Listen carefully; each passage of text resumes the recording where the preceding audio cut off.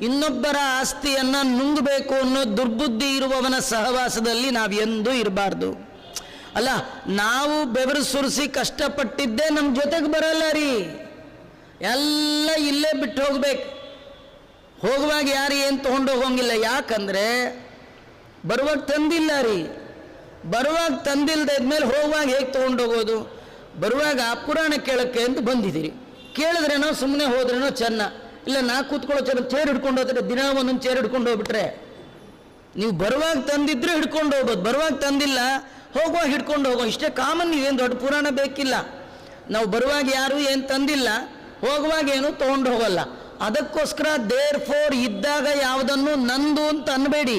ನಾವು ಯಾವುದನ್ನು ನಮ್ಮದು ಅಂತ ಅಂತೇವೆ ಅದು ನಾವು ಬರೋಕ್ಕೆ ಮುಂಚೆನೂ ಇದೆ, ನಾವಿದ್ದಾಗಲೂ ಇದೆ, ಹೋದ್ರೂ ಅದಿದೆ. ಅದು ನಿಮ್ಮದು ಅಂತ ಎಲ್ಲ ಅದರ ಮೇಲೆ. ಅದರಿಂದ ಹಂಗೆಲ್ಲ ಅನ್ಬಾರ್ದು.